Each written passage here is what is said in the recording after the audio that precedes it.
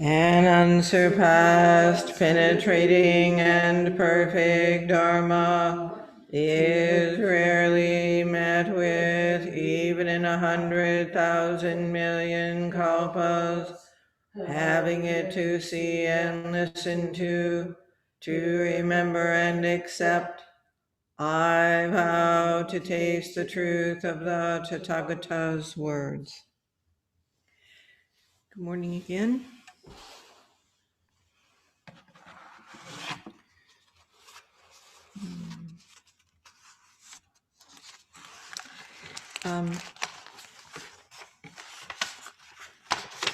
This morning,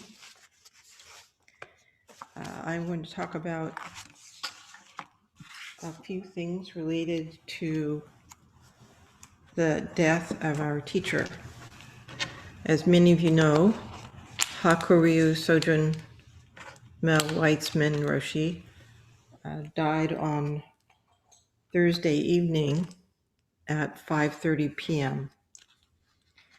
He died peacefully at his home, and he was 91 years old. Sojun, his name Sojun, it means pure essence, was given to him when he ordained as a priest, when he was ordained by a priest by Shunryu Suzuki Roshi. And Hakuryu, which means white dragon, was given to him when he received Dharma Transmission. So there's a lot that I could say about Dharma Transmission, but in essence, it's the acknowledgement of a priest by their teacher that they're ready to function as a teacher themselves. They're kind of safe to go out and play in a certain way. Sojun Roshi gave Dharma Transmission to Shinshu and I, so we're called what are called deshi, his deshi. Thinking about his name, it strikes me how well it fit him, especially pure essence. Nothing more that is needed, nothing flashy, nothing extra. Express the center of our lives. Just this, simple. So I'll say something about Sojun today, about the teacher-student relationship, about life and death, grief, and how in Soto Zen we honor a person's life, particularly a teacher's life after they pass. But it's important for us to remember that we all have the dignity of the Buddha. Priest or not, teacher or not, none of that matters. What matters is the fullness of our dedication to the way, in whatever form that takes. Shinshu and I began studying with Sojun Roshi in 1989 or 1990, something like 30 years ago, when we were living at Tassajara, and he came down to lead a practice period.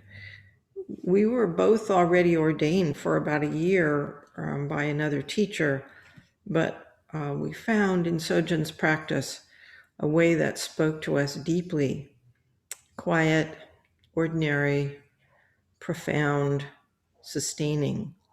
So with the gracious permission of our previous teacher, we shifted our ordination to Sojun Roshi and studied with him from then on. Dogen Zenji calls the relationship of teacher and student Kanno Doko, responsive communion. You've heard this phrase a lot from me. We aim to have this with all beings. As Dogen says, all beings are your teacher. And this takes a particular form between human teacher and student in a lifetime. One time, Sojun said to me, some lifetimes you're the teacher and I'm the student, and sometimes I'm the teacher and you're the student. This lifetime, I'm the teacher and you're the student. Yeah. So there's this kind of recognition of a certain kind of relationship. I could say a lot about this, and I may at another time, but today I want to focus on our teacher as a way to honor all he has given me and all of us. To describe Sojun Roshi's way is difficult. You will not find it fully by listening to his Dharma talks, though I encourage you to do that. He was a teacher who expressed Suzuki Roshi's way in his integrity, his steadiness, his commitment, and his embodiment of Soto Zen. He was quiet, not famous, not flashy. He was human. He was kind, and he could also be very tough and demanding, but never with a sense of doing harm. He was honest. More than anything, he expected his students to realize the way in their own way, not as carbon copies of him. He would not accept carbon copies.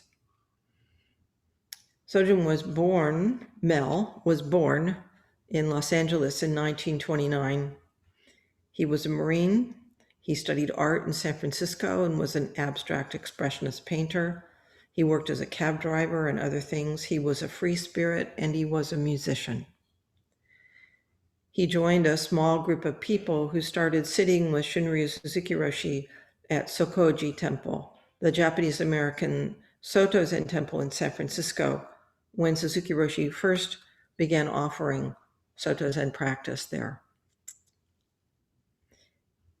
They were, by all accounts, a very ragtag group. And Suzuki Roshi, according to the people that were there, was quite patient with them.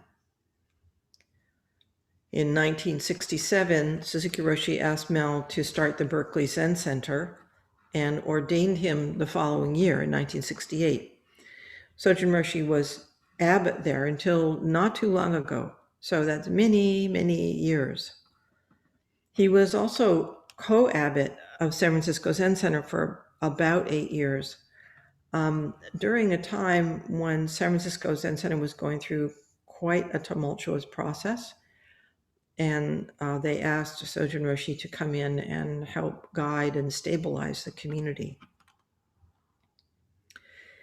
After Suzuki Roshi died and Richard Baker became the head of San Francisco Zen Center, there was a kind of exile of Sojun Roshi and the practice at Berkeley Zen Center. And that went on for many years. Once when I was feeling low, Sojun Roshi told me that those years were the best thing that ever happened to him. I took him to mean that those years made him stay close to the point of the practice, not caught up in what other people thought or did not think of him, or having a big fancy Zen center. Just steady, just continue, just express the teachings as best you can. That is the way of Soto Zen. When Sojun Roshi was 80 years old, Hoitsu Suzuki Roshi, Shunryu Suzuki Roshi's son, suggested that those of us who were his disciples write something about him. True to form, Sojun asked us not to write about him, but to write about how we were carrying the Dharma forward. None of us shared with each other what we were writing. We didn't talk to each other or communicate. As far as I know, none of us did. But when the book came out, it was really remarkable how similar these statements were about ordinariness, simplicity, humility, toughness, persistence, and kindness. So as a way to help you get to know our teacher, if you didn't know him, some of you I know knew him well, I thought I would read a few small excerpts from this book.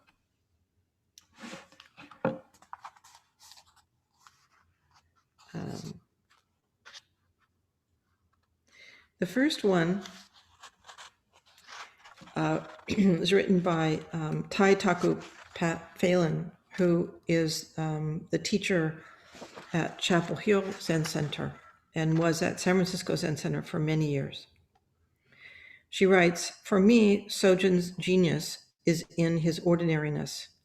Once at a big hospice fundraiser at Green's Restaurant in San Francisco, Ram Dass was the guest speaker, and I knew that Sojun would be making a speech after him. Ram Dass was a famous spiritual teacher. I began to wonder what Sojun would do, how he would express himself to all these potential donors and people from the wider community. When his turn came, Sojun just got up and spoke to the crowd like he always spoke. He was the same old Sojun. There was no persona, no charisma, no personality or person to project. There was just Sojun, the same Sojun I knew in the Zendo, in the Dokusan room, and at Zen Center, San Francisco Zen Center staff meetings. It is hard to put into words how much Sojun's lack of desire to make an impression on others impressed me. It is easy to say, just accept who you are. Or, as Suzuki Roshi said, when you are completely you, Zen is Zen. But it is rare to have a living model of this. I am most grateful to Sojun for his embodiment of the teachings."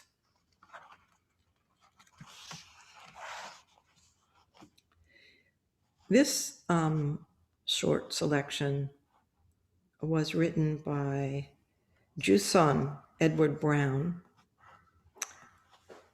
Juson wrote the Tassajara Bread book and other books. He was a very close student of Suzuki Roshi's. He says, at Mel's Shuso ceremony, Shuso is after Tokudo ordination, novice ordination as a priest.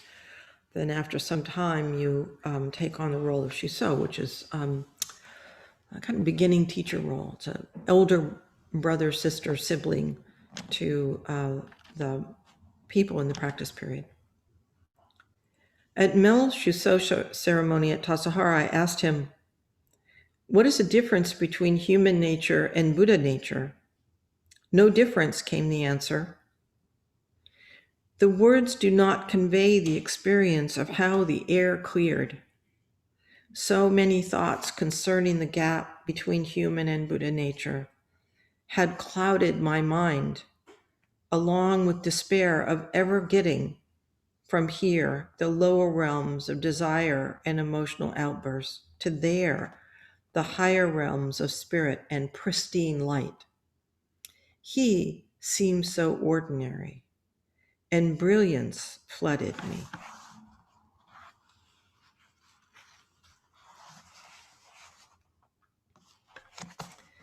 This is written by my Dharma sister, Shosan Vicky Austin.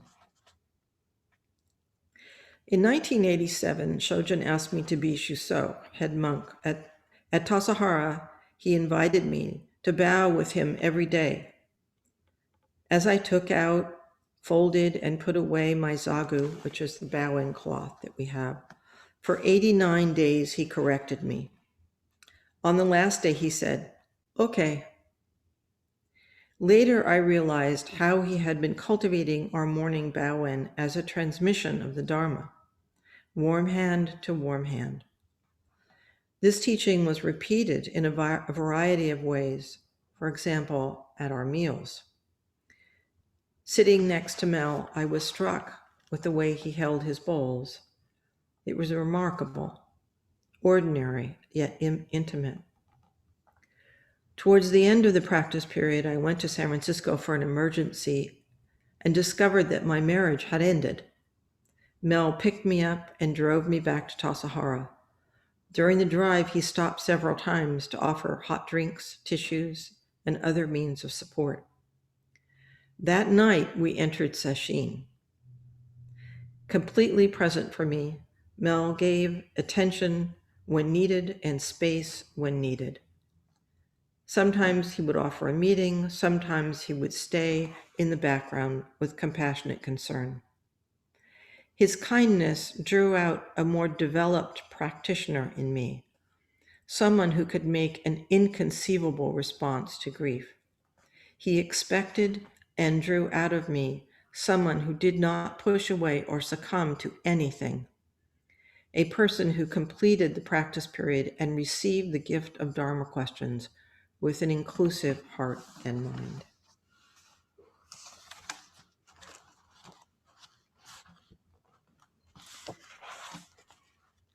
These are some things I wrote.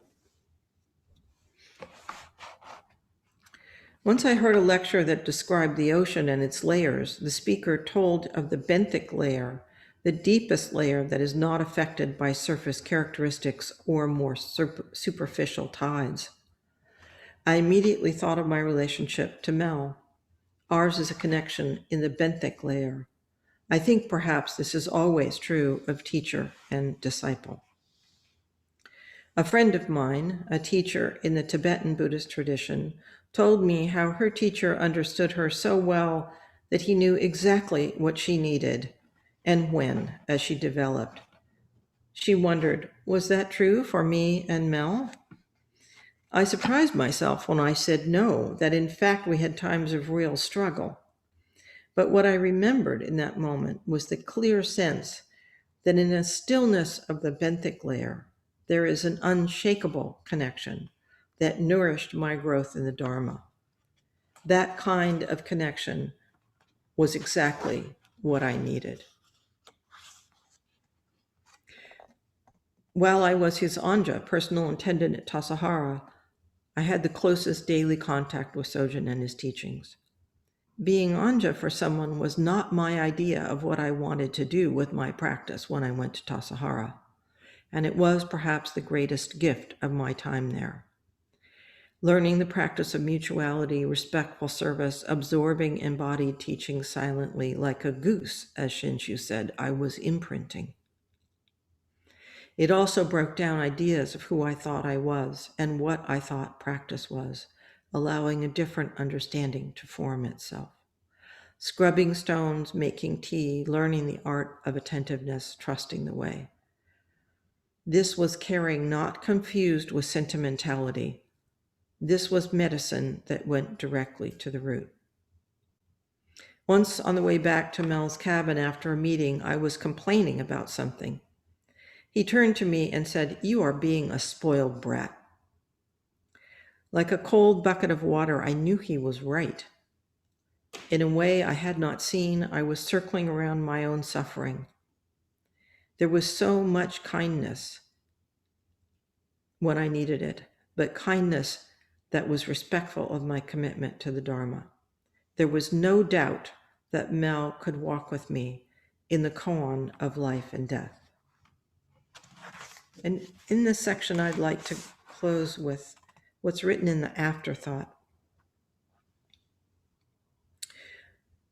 Sojun asked Suzuki Roshi, "What is nirvana?" Suzuki replied, "Seeing one thing through to the end."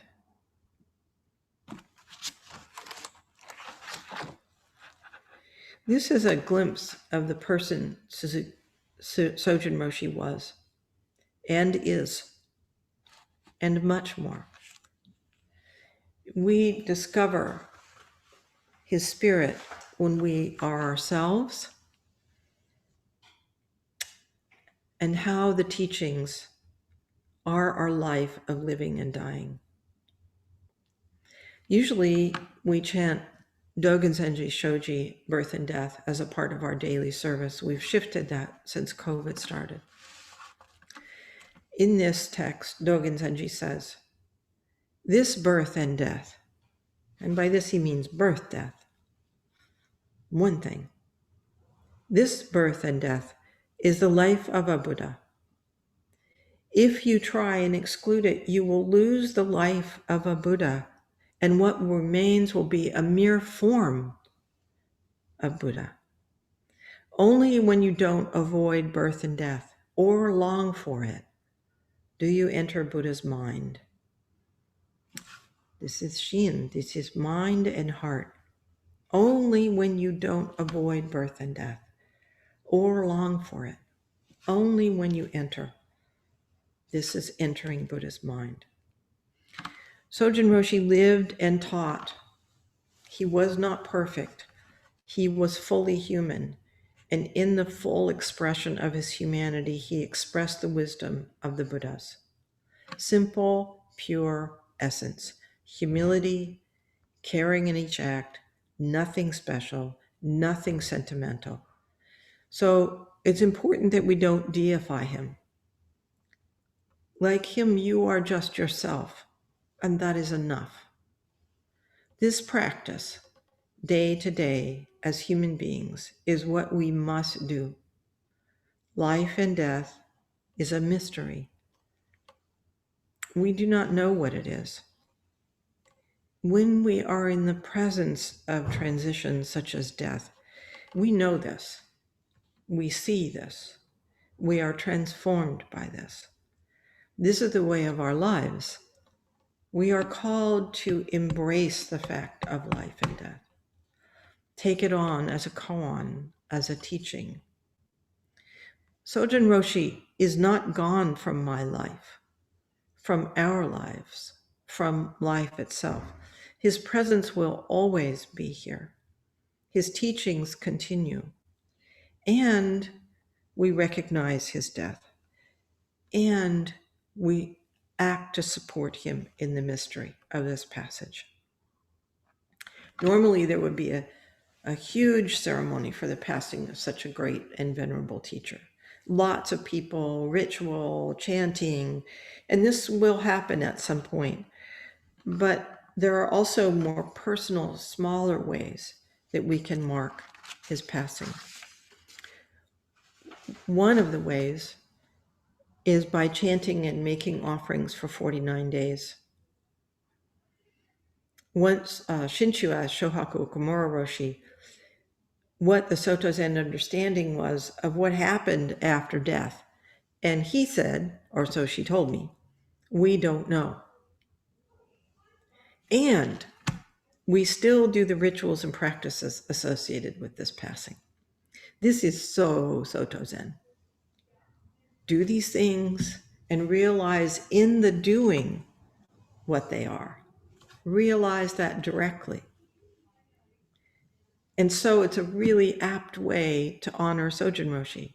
Make soup, sweep, carve a staff, serve rice, make music, sit zazen, bow. Do it and realize the pure essence, not what you think, but what it is in that moment. We chant this as a community to honor the root teacher of our temple, the person without whom we would not be.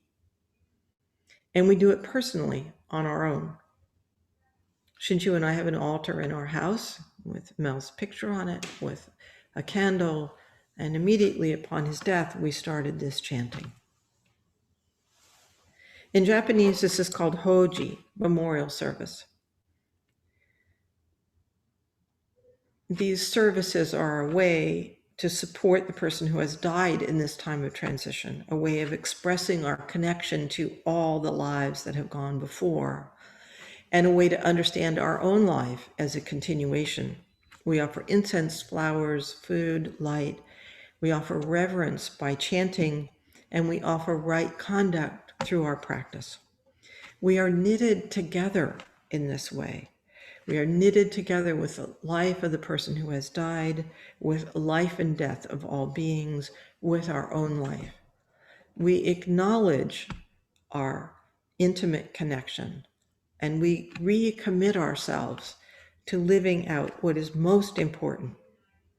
We hear the call of the teachings. We hear the voice of Sojun Roshi, and we commit ourselves to what is most important.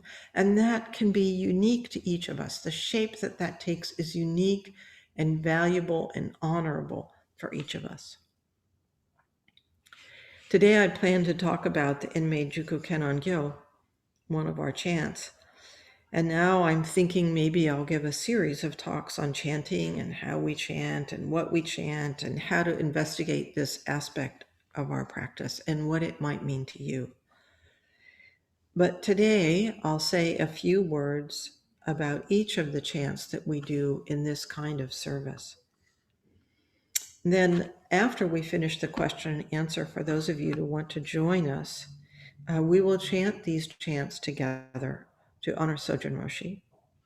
If you don't know the chants and you don't have copies of them, don't worry, okay? If you want to join in, just show up, be there, listen, and be present. That is totally fine. That's enough. It'll probably take about 10, maybe 15 minutes. The first chant that we will do is the Enmeijuku Kennan-gyo. And maybe it's not the first one. I don't know. We developed a sequence, so it might not be the first one. But the Enmeijuku Kennan-gyo invokes Kennan, the Avalokiteshvara, the Bodhisattva of compassion. It's hard to translate exactly. So I will go through it and leave a fuller discussion of it for another time. But here's one translation. Kanzeon. Kanzeon is another name for Kennan. At one with Buddha, directly Buddha, also indirectly Buddha, and indirectly Buddha Dharma Sangha. Joyful, pure, eternal being. Morning mind is Kanzeon. Evening mind is Kanzeon. Nen, just this. Nen arises from mind. Nen is not separate from mind. And we chant this 7 times in Japanese. Then another chant that we're going to do is called the Dai Hishindarani. Dharani is a chant with roots in the Vedic tradition, really old, okay? That is made of Sanskrit or Pali phrases. In our case, these have been transliterated to Japanese. So when you chant the Japanese of this chant, it's not as if that chant makes sense in Japanese. This is Sanskrit transliterated to Japanese. And then we, who speak English, most of us expect, are then chanting it. It's a petition to Kennan, the Bodhisattva compassion, to be present and to protect. We can think of this as calling on the vast spirit of compassion to arise and be present, to lift up, to support the person in their transition and to support us. The other chant we will be doing is the verse of the Universal Gateway. This is what we call it. It's the 25th chapter of the Lotus Sutra. We won't be doing the whole chapter. We'll be doing the part of it that we chant here on a regular basis. Again, this is in English, and this is an invocation of Kennan and a statement of the power of compassion and the reliability of compassion. And of course, we will chant the Heart Sutra. This is the central scripture of our school. In the case of a memorial service, we can think of this both as being addressed to the person who has died, about what is most real in this life, but also those of us who mourn their passage. So we can listen to this chant in this way. Oh, Shariputra, we are Shariputra. Oh, Shariputra, form does not differ from emptiness. Emptiness does not differ from form. Just this, all connected.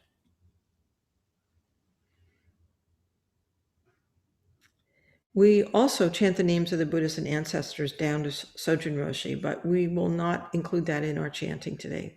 Shinchu and I will do that on our own later. I'd like to close today by reading from the Parinirvana Sutra, the sutra that, according to tradition, according to tradition, includes the Buddha's final words. So please listen to these words of the Buddha. And know first, if you're not familiar, a bhikshu is a monk. But I think it's important for us to think of this as Buddha speaking to all of us. O bhikshus, do not grieve. Even if I were to live in the world for as long as a kalpa, our coming together would have an end. There can be no coming together without parting. The teaching, which benefits both self and other, has reached completion. Even if I were to live longer, there would be nothing to add to this teaching. Those who were to be awakened, whether in the heavens or among humans, have all been awakened. Those who have not yet been awakened all possess the conditions for attaining awakening. If all my disciples practice the teaching from now on through generation after generation, the Dharma body of the Tathagata, that is the Buddha, will exist forever and will not be destroyed. Therefore, you should know that all things in the world are impermanent. Coming together inevitably means parting. Do not be troubled, for this is the nature of life. Diligently practicing right effort, you must seek liberation immediately. Within the light of wisdom, destroy the darkness of ignorance. Nothing is secure. Everything in this world is precarious. Always wholeheartedly seek the way of liberation. All things in the world, whether moving or not moving, are characterized by this. Stop now. Do not speak. Time is passing. I am about to cross over. This is my final teaching. Thank you.